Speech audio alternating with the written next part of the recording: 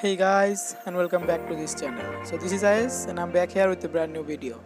So in this video I'm gonna show you how to edit like music class using Lightroom mobile. So before we start, subscribe if you're new here, also turn on the post notification so never miss any update, and let's get started.